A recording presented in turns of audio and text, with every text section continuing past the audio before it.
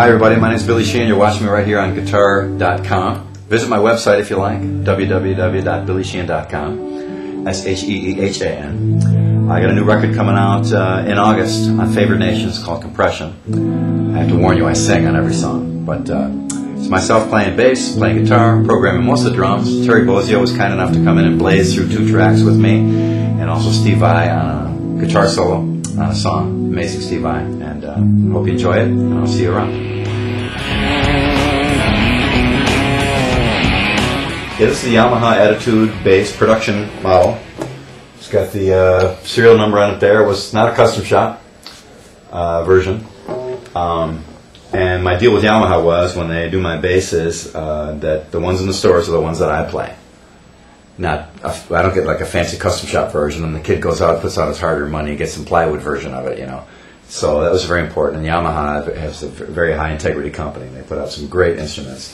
Very happy with this. It's modeled mostly off my old precision bass, but it's also had some improvements on it. The neck to body joint. On the old P bass, you could move the neck back and forth this way. No matter what I did, I had picks and blades and screws pounded in there to prevent that from happening. Because I do the neck bending, that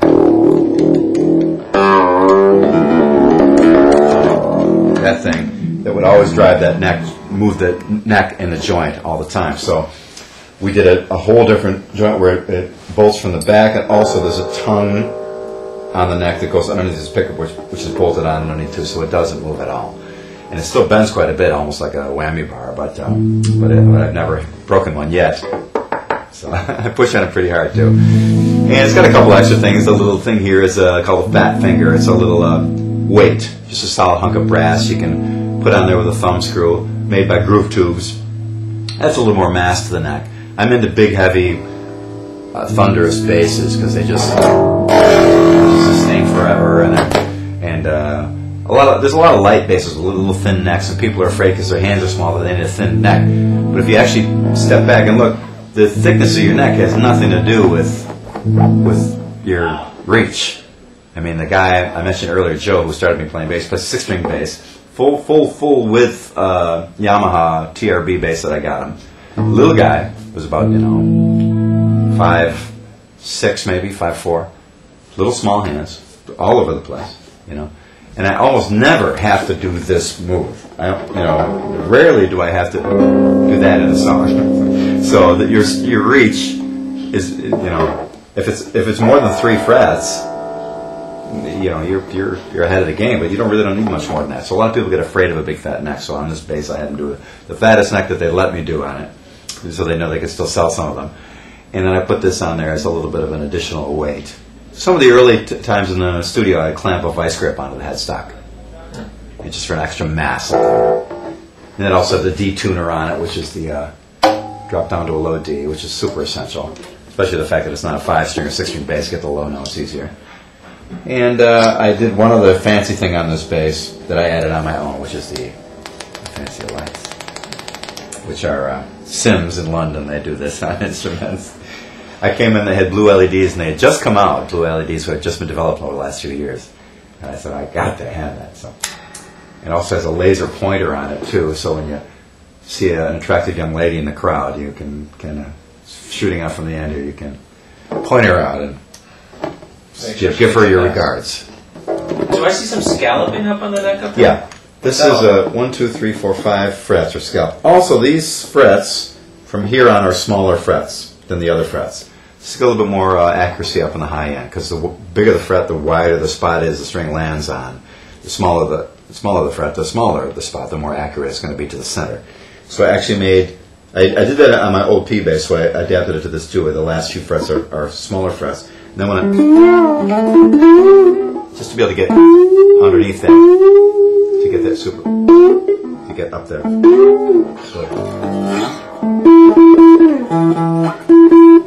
get up to a G. Bend it up to a G, pretty easy. It just helps to get under it a little bit. It's not a real essential thing. I had it done on my old P bass via Dremel Moto tool in the hotel room. So Yamaha did it the proper way on these basses, and it also helps a little bit feel-wise, because you'll know you're in that area when you start to feel those holes underneath you, because a lot of times I'm not looking. So But it's, again, not an essential thing, and I didn't want to lose so much wood by scalloping out the whole neck. I thought it'd be kind of a cool thing to play on a little bit of a scallop feel. So we just did so originally I just did halfway across, and then just these last 5 frets. And then that's why we adapted this bullet-shaped fret marker to coincide with the scallop all the way up and down the neck. So that's my bass. Is this your main bass? This is number 2. The main bass is getting strings put on it because we had a sweaty show, and the strings on it sound like this now because they're so. Is it also a 4-string? Yeah. So with so many people have moved up to 5 and 6, and you've stuck mostly with 4 strings, and is there a reason for that? I can get a B out of this easy. There's a B, drop down. There's a D, and there's a. So I can bend down to a B, no problem. And I also have a little octave device. If I need a more solid B, I can get it. So I can get the low note of a 5 or 6 string bass. And I'm just used to 4 strings. So on my compression record, I played a bass tuned B, E, A, D, which is the same as this bass. All strings moved over, one and a low B put on it. And I'm just used to 4 strings. I got a 6 string bass, and I used it on Just Take My Heart, Mr. Big Song.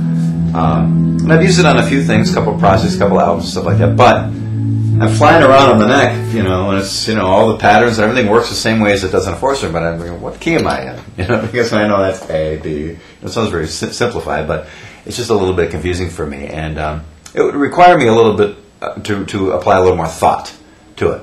And then when I'm playing and performing live, I don't really like to think at all. I like to really just kind of go off the top of my head and be in the moment, and like I said, with the audience and stuff like that. And if one more thing go, oh, wait a minute, I'll feel like I'll lose that thing there. So there may come a time when I play a 5 or 6 string regularly, but I'm used to the 4. I've never had a problem getting a note out that I like. We play Incantation from Steve's new record, and it's a low B.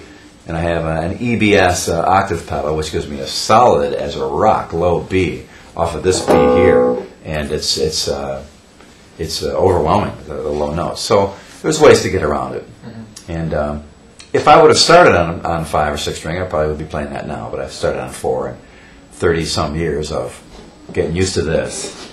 I just gravitate towards the 4.